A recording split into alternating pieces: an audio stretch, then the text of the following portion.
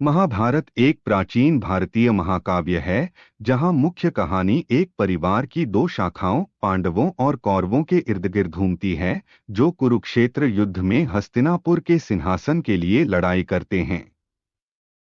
इस कथा में मृत या जीवित लोगों और दार्शनिक प्रवचनों के बारे में कई छोटी कहानियां हैं। कृष्ण द्वैपायन व्यास, जो स्वयं महाकाव्य में एक पात्र थे, ने इसकी रचना की। जैसा कि परंपरा के अनुसार उन्होंने छंद और गणेश को निर्देशित किया, उन्हें लिख दिया।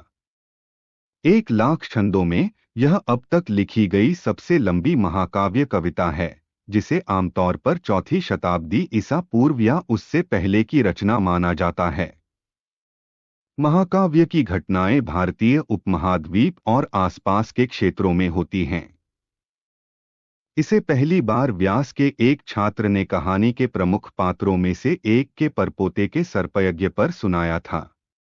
इसके भीतर भगवद गीता सहित महाभारत प्राचीन भारतीय वास्तव में विश्व साहित्य के सबसे महत्वपूर्ण ग्रंथों में से एक है। प्रस्तावना: हस्तिनापुर के राजा शांतनु का विवाह गंगा का अवतार से हुआ था, जिसके साथ उनका देवव्रत नामक एक पुत्र था। कई साल बाद जब देवव्रत एक कुशल राजकुमार बन गया, तो शांतनु को सत्यवती से प्यार हो गया।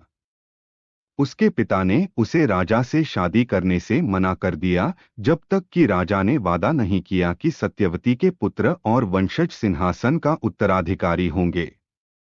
देवव्रत को उसके अधिकारों से वंचित करने के लिए तैयार नहीं। शांतनु ने ऐसा करने से इनकार कर दिया, लेकिन राजकुमार इस मामले को जानने के बाद सत्यवती के घर पर सवार हो गया। उसने सिंहासन को त्यागने और जीवन भर अविवाहित रहने की कसम खाई। राजकुमार तब सत्यवती को महल में ले गया ताकि राजा, उसका पिता, उससे शादी कर सके। उस दिन उन्होंने जो भयानक व्रत लिया था, उसके कारण देवव्रत को भीष्म के नाम से जाना जाने लगा। शांतनु अपने पुत्र से इतने प्रसन्न हुए कि उन्होंने देवव्रत को अपनी मृत्यु का समय स्वयं चुनने का वरदान दिया। कालांतर में शांतनु और सत्यवती के दो पुत्र हुए। इसके तुरंत बाद शांतनु की मृत्यु हो गई। सत्यवती के पुत्र अभी भी नाबालिग थे। राज्य के मामलों का प्रबंधन भीष्म और सत्यवती द्वारा किया जाता था। जब तक ये पुत्र वयस्कता तक पहुंचे, तब तक बड़े की मृत्यु कुछ गंधर्वों, स्वर्गीय प्राणियों के साथ हुई थी, इसलिए छोटे पुत्र विचित्रवीर्य को सिंहासन पर बैठाया गया। फिर भीष्म ने पड़ोसी राज्य की 3 राजकुमारियों का अपहरण कर लिया और उन्हें विचित्रवीर्य से शादी करने के लिए हस्तिनापुर ले आए। इन राजकुमारियों में सबसे बड़ी ने घोषणा की कि वह किसी और से प्यार करती है, इसलिए उसे जाने दिया गया। 2 अन्य राजकुमारियों का विवाह विचित्रवीर्य से हुआ था, जिनकी शीघ्र ही निःसंतान मृत्यु हो गई। ताकि वंश समाप्त न हो, सत्यवती ने अपने पुत्र व्यास को दोनों रानियों को गर्भवती करने के लिए बुलाया। व्यास का जन्म पराशर नाम के एक महान ऋषि सत्यवती के शांतनु से विवाह से पहले हुआ था। उस समय के नियमों के अनुसार एक अविवाहित मां से पैदा हुए बच्चे को मां के पति का सौतेला बच्चा माना जाता था। उस टोकन के द्वारा व्यास को शांतनु का पुत्र माना जा सकता था और हस्तिनापुर पर शासन करने वाले कुरु वंश को बनाए रखने के लिए इस्तेमाल किया जा सकता था। इस प्रकार नियोग द्वारा प्रथा, 2 रानियों में से प्रत्येक के व्यास का एक पुत्र था। बड़ी रानी से धृतराष्ट्र नामक एक नेत्रहीन पुत्र का जन्म हुआ और छोटे से एक अन्यथा स्वस्थ लेकिन अत्यंत पीला पुत्र पैदा हुआ, जिसे पांडु कहा गया। इन रानियों की एक दासी से व्यास का एक पुत्र विदुर उत्पन्न हुआ। भीष्म ने इन तीनों लड़कों का बहुत ध्यान से पालन पोषण किया। धृतराष्ट्र देश के सभी राजकुमारों में सबसे मजबूत हुआ। पांडु युद्ध और तीरंदाजी में बेहद कुशल थे और विदुर शिक्षा, राजनीति और राज्य कौशल की सभी शाखाओं को जानते थे। लड़कों के बड़े होने के साथ ही अब बारी थी हस्तिनापुर की खाली गद्दी को भरने की। सबसे बड़े धृतराष्ट्र को दरकिनार कर दिया गया, क्योंकि कानूनों ने एक विकलांग व्यक्ति को राजा बनने से रोक दिया था। इसके बजाय पांडु को ताज पहनाया गया। भीष्म ने गांधारी के साथ धृतराष्ट्र के विवाह और पांडु के कुंती और माद्री के साथ बातचीत की। पांडु ने आसपास के क्षेत्रों को जीतकर राज्य का विस्तार किया और काफी युद्ध लूट लाया। देश में सब कुछ सुचारू रूप से चल रहा था और अपने खजाने के साथ पांडु ने अपने बड़े भाई को राज्य के मामलों की देखभाल करने के लिए कहा और कुछ समय के लिए अपनी 2 पत्नियों के साथ जंगलों में सेवानिवृत्त हो गए। कौरव और पांडव सी कुछ साल बाद कुंती हस्तिनापुर लौट आई। उसके साथ 5 छोटे लड़के थे और पांडु और माद्री के शरीर। 5 लड़के पांडु के पुत्र थे जो देवताओं से नियोग प्रथा के माध्यम से अपनी 2 पत्नियों से पैदा हुए थे। सबसे बड़ा धर्म से पैदा हुआ था, दूसरा वायु का, तीसरा इंद्र का और सबसे छोटा जुड़वा अश्विन का। इस बीच धृतराष्ट्र और गांधारी के भी अपने बच्चे हुए, 100 बेटे और 1 बेटी। कुरु बुजुर्गों ने पांडु और माद्री का अंतिम संस्कार किया और कुंती और बच्चों का महल में स्वागत किया गया।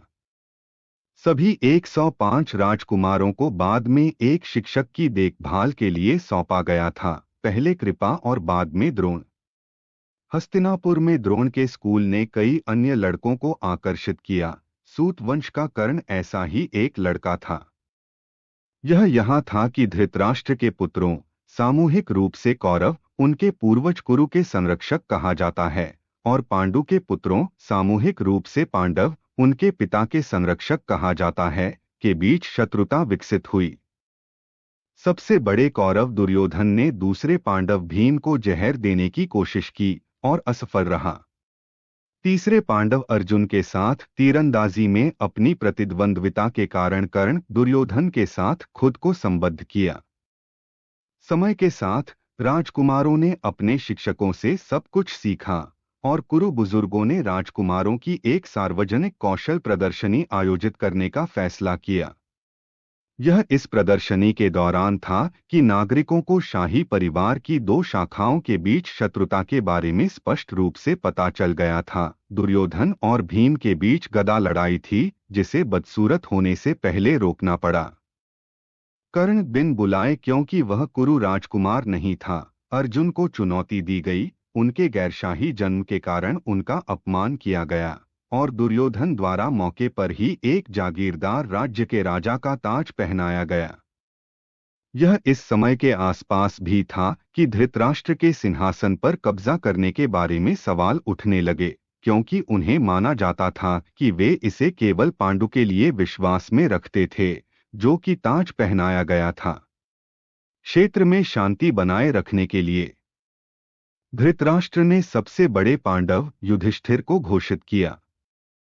पहला निर्वासन युधिष्ठिर का राजकुमार होना और नागरिकों के साथ उनकी बढ़ती लोकप्रियता दुर्योधन के लिए बेहद अरुचिकर थी, जिन्होंने खुद को सही उत्तराधिकारी के रूप में देखा क्योंकि उनके पिता वास्तव में थे राजा।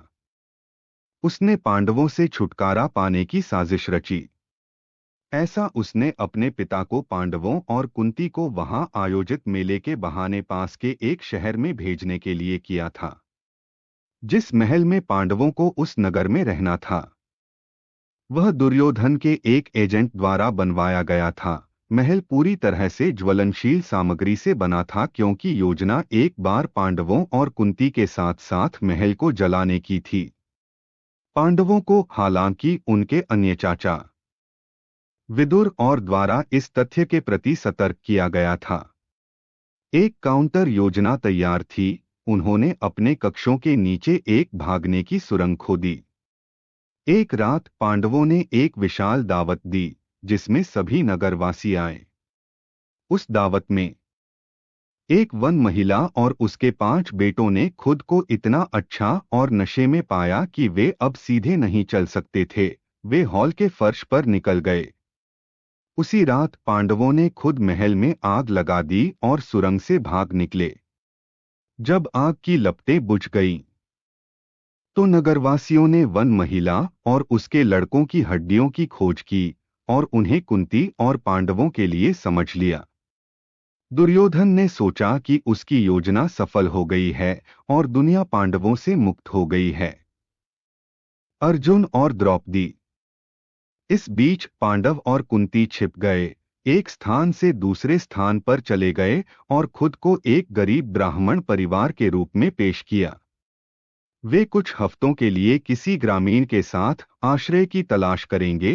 राजकुमार भोजन के लिए भीख मांगने के लिए बाहर जाते थे, शाम को लौटते थे और दिन की कमाई कुंती को सौंप देते थे, जो भोजन को दो में विभाजित करती थी। एक आधा बलवान भीम के लिए था और दूसरा आधा दूसरों द्वारा साझा किया गया था। इन भटकने के दौरान भीम ने दो राक्षसों को मार डाला। एक राक्षसी से शादी की और घटोत्कच नामक एक राक्षस का बच्चा हुआ। फिर उन्होंने पांचाल की राजकुमारी के लिए आयोजित किए जा रहे स्वयंवर के बारे में सुना और उत्सव देखने के लिए पांचाल गए। वे अपनी साधना के अनुसार माता को घर छोड़कर भिक्षा के लिए निकल पड़े।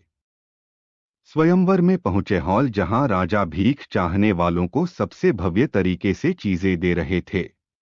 मौजमस्ती देखने के लिए भाई खुद हॉल में बैठ गए।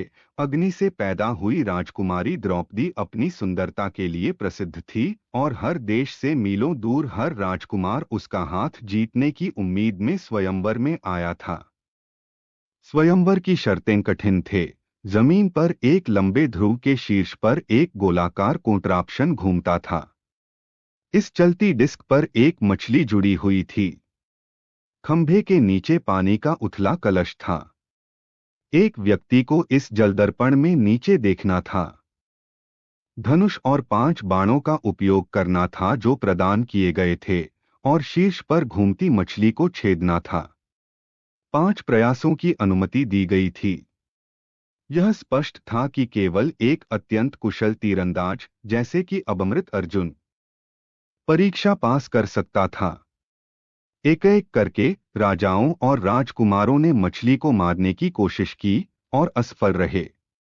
कुछ तो धनुष भी नहीं उठा सके, कुछ इसे स्ट्रिंग नहीं कर सके। कौरव और कर्ण भी उपस्थित थे। कर्ण ने धनुष को उठाया और एक पल में उसे मार दिया। लेकिन जब द्रौपदी ने घोषणा की कि वह सूत वंश से किसी से शादी नहीं करेगी, तो उसे लक्ष्य लेने से रोक दिया गया। राजघरानों में से हर एक के विफल होने के बाद तीसरे पांडव अर्जुन ने खंभे पर कदम रखा, धनुष उठाया, उसे मारा, सभी 5 बाणों को उसमें चिपका दिया, नीचे पानी में देखा, निशाना लगाया, गोली मार दी और छेद कर दिया।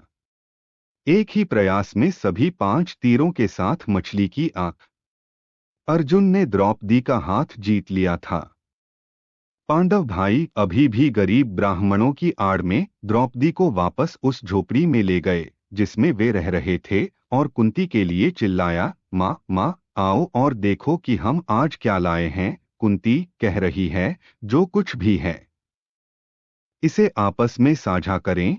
झोपड़ी से बाहर आया, उसने देखा कि यह भिक्षा नहीं बल्कि सबसे सुंदर महिला थी जिस पर उसने कभी अपनी नजरें गड़ा दी थीं, और उसके आयात के रूप में अभी भी स्टॉक खड़ा था। उपस्थित सभी लोगों पर शब्द डूब गए। इस बीच द्रौपदी के जुड़वा धृष्टद्युम्न इस बात से नाखुश थे कि उनकी शाही बहन की शादी एक गरीब आम आदमी से कर दी जानी चाहिए। गुप्त रूप से पांडवों के पीछे उनकी झोपड़ी में वापस आ गए थे। उनके पीछे गुप्त रूप से एक काला राजकुमार और उसका गोरा भाई कृष्ण और यादव वंश के बलराम थे, जिन्हें संदेह था कि अज्ञात धनुर्धर कोई और नहीं बल्कि अर्जुन हो सकता है, जिसे कई महीने पहले महल में आग लगने की घटना में मृत मान लिया गया था। ये राजकुमार पांडवों से संबंधित थे। उनके पिता कुंती के भाई थे, लेकिन वे पहले कभी नहीं मिले थे। डिजाइन या संयोग से व्यास भी इस बिंदु पर घटनास्थल पर पहुंचे और पांडव झोपड़ी कुछ समय के लिए बैठकों और पुनर्मिलन के सुखद रोने के साथ जीवित थे। कुंती की बात मानने के लिए यह तय किया गया कि द्रौपदी सभी 5 पांडवों की सामान्य पत्नी होगी। उनके भाई धृष्टद्युम्न, इंद्रप्रस्थ और पासा खेल पांचाल में विवाह समारोह समाप्त होने के बाद हस्तिनापुर महल ने पांडवों और उनकी दुल्हन को वापस आमंत्रित किया। धृतराष्ट्र ने पांडवों के जीवित होने की खोज पर खुशी का एक बड़ा प्रदर्शन किया और उन्होंने राज्य का विभाजन किया, जिससे उन्हें बसने और शासन करने के लिए बंजर भूमि का एक बड़ा हिस्सा दिया गया। पांडवों ने इस भूमि को स्वर्ग में बदल दिया। युधिष्ठिर को वहां ताज पहनाया गया था और उन्होंने एक बलिदान किया था जिसमें भूमि के सभी राजाओं को स्वीकार करने के लिए शामिल किया गया था, या तो स्वेच्छा से या बल द्वारा उनकी आधिपत्य। नया राज्य इंद्रप्रस्थ समृद्ध हुआ। इस बीच पांडवों ने द्रौपदी के संबंध में आपस में एक समझौता किया था। वह प्रत्येक पांडव की पत्नी बनने वाली थी, बदले में 1 वर्ष के लिए। यदि किसी पांडव को उस कमरे में प्रवेश करना था जहां वह उस वर्ष के अपने पति के साथ मौजूद थी, तो उस पांडव को 12 साल का वनवास होना था। ऐसा हुआ कि एक बार द्रौपदी और युधिष्ठिर उस वर्ष के उनके पति शस्त्रागार में मौजूद थे जब अर्जुन ने उनका धनुष और तीर लेने के लिए उसमें प्रवेश किया। नतीजतन वह निर्वासन में चला गया, जिसके दौरान उसने पूरे देश का दौरा किया, उसके सबसे दक्षिणी सिरे तक, और रास्ते में मिली 3 राजकुमारियों से शादी की। इंद्रप्रस्थ की समृद्धि और पांडवों की शक्ति दुर्योधन को पसंद नहीं थी। उसने युधिष्ठिर को पासे के खेल में आमंत्रित किया और अपने चाचा शकुनी को अपनी दुर्योधन की ओर से खेलने के लिए कहा। शकुनी एक कुशल खिलाड़ी था। युधिष्ठिर ने कदम दर कदम अपनी सारी संपत्ति, अपने राज्य, अपने भाइयों, स्वयं और द्रौपदी को दांव पर लगा दिया और खो दिया। द्रौपदी को पासा हॉल में घसीटा गया और अपमानित किया गया। उसके कपड़े उतारने का प्रयास किया गया और भीम ने अपना आपा खो दिया और कौरवों में से प्रत्येक को मारने की कसम खाई। चीजें इतनी उबाल पर आ गईं कि धृतराष्ट्र ने अनिच्छा से हस्तक्षेप किया, पांडवों और द्रौपदी को राज्य और उनकी स्वतंत्रता वापस दे दी और उन्हें वापस इंद्रप्रस्थ भेज दिया। इसने दुर्योधन को क्रोधित कर दिया, जिसने अपने पिता से बात की और युधिष्ठिर को एक और पासा खेल के लिए आमंत्रित किया। इस समय शर्त यह थी कि हारने वाला 12 साल का वनवास और उसके बाद 1 साल का गुप्त जीवन व्यतीत करेगा। यदि इस गुप्त काल में उन्हें खोजा जाना था, तो हारने वाले को 12+1 चक्र को दोहराना होगा। पासे का खेल खेला गया। युधिष्ठिर फिर हार गए। दूसरा निर्वासन। इस वनवास के लिए पांडवों ने अपनी बूढ़ी मां कुंती को विदुर के स्थान हस्तिनापुर में छोड़ दिया। वे जंगलों में रहते थे, खेल का शिकार करते थे और पवित्र स्थानों का दौरा करते थे। लगभग इसी समय युधिष्ठिर ने अर्जुन को आकाशीय हथियारों की खोज में स्वर्ग जाने के लिए कहा, क्योंकि अब तक यह स्पष्ट था कि उनका राज्य निर्वासन के बाद शांति से उन्हें वापस नहीं किया जाएगा और उन्हें इसके लिए लड़ना होगा। अर्जुन ने ऐसा ही किया और उसने न केवल देवताओं से कई दिव्य हथियारों की तकनीक सीखी, बल्कि उसने गंधर्वों से गाना और नृत्य करना भी सीखा। 12 साल बाद पांडव 1 साल के लिए गुप्त हो गए। इस 1 वर्ष की अवधि के दौरान वे विराट साम्राज्य में रहे। युधिष्ठिर ने एक राजा के परामर्शदाता के रूप में रोजगार लिया, भीम ने शाही रसोई में काम किया, अर्जुन ने खुद को एक किन्नर में बदल दिया और महल की युवतियों को गाना और नृत्य करना सिखाया। जुड़वा बच्चों ने शाही अस्तबल में काम किया और द्रौपदी रानी की दासी बन गई। गुप्त काल के अंत में, जिसके दौरान दुर्योधन के सर्वोत्तम प्रयासों के बावजूद उन्हें खोजा नहीं गया था, पांडवों ने खुद को प्रकट किया। विराट राजा अभिभूत था। उसने अर्जुन को अपनी बेटी की शादी की पेशकश की, लेकिन उसने मना कर दिया क्योंकि वह पिछले 1 साल में उसके नृत्य शिक्षक थे और छात्र बच्चों के समान थे। राजकुमारी का विवाह अर्जुन के पुत्र अभिमन्यु से हुआ था। इस विवाह समारोह में बड़ी संख्या में पांडव सहयोगी युद्ध की रणनीति बनाने के लिए एकत्र हुए। इस बीच इंद्रप्रस्थ को वापस मांगने के लिए दूतों को हस्तिनापुर भेजा गया था, लेकिन मिशन विफल हो गया था। कृष्ण स्वयं एक शांति मिशन पर गए और असफल रहे। दुर्योधन ने जितनी जमीन सुई की नोक से ढंकी थी, देने से इनकार कर दिया। शांति मिशनों द्वारा प्रस्तावित 5 गांवों की तो बात ही छोड़िए। कौरवों ने भी अपने सहयोगियों को अपने चारों ओर इकट्ठा कर लिया, और यहाँ तक कि एक प्रमुख पांडव सहयोगी, पांडव जुड़वा बच्चों के मामा को भी छल से तोड़ दिया। युद्ध अपरिहार्य हो गया। कुरुक्षेत्र युद्ध और उसके बाद युद्ध का बिगुल बजने से ठीक पहले अर्जुन ने अपने रिश्तेदारों को उनके सामने तैयार देखा। उनके परदादा भीष्म, जिन्होंने व्यावहारिक रूप से उनका पालन पोषण किया था, उनके शिक्षक कृपा और द्रोण, उनके भाई कौरव, और एक पल के लिए उनका संकल्प डगमगा गया। श्रेष्ठ योद्धा कृष्ण ने इस युद्ध के लिए हथियार छोड़ दिए थे और अर्जुन के सारथी बनने के लिए चुने गए थे। उससे अर्जुन ने कहा, मुझे वापस ले जाओ। कृष्ण, मैं इन लोगों को नहीं मार सकता। वे मेरे पिता, मेरे भाई, मेरे शिक्षक, मेरे चाचा, मेरे बेटे हैं। एक राज्य क्या अच्छा है जो उनकी कीमत पर प्राप्त हुआ है। जीवन फिर एक दार्शनिक प्रवचन का अनुसरण किया जो आज अपने आप में एक अलग पुस्तक बन गया है, भगवद गीता। कृष्ण ने अर्जुन को जीवन की नश्वरता और अपने कर्तव्य को करने और सही रास्ते पर चलने का महत्व समझाया। अर्जुन ने पुनः धनुष उठाया। परंपरा उस समय से इस कहानी को अनगिनत बार दोहराया गया, विस्तारित किया गया और फिर से दोहराया गया। महाभारत आज भी भारत में प्रचलित है। इसे कई फिल्मों और नाटकों में समकालीन विधा में रूपांतरित और पुनर्गठित किया गया है। महाकाव्य में पात्रों के नाम पर बच्चों के नाम जारी हैं। भगवद गीता हिंदू धर्म ग्रंथों में सबसे पवित्र में से एक है। भारत से परे महाभारत की कहानी दक्षिण पूर्व एशिया में उन संस्कृतियों में लोकप्रिय है जो इंडोनेशिया और मलेशिया जैसे हिंदू धर्म से प्रभावित थीं।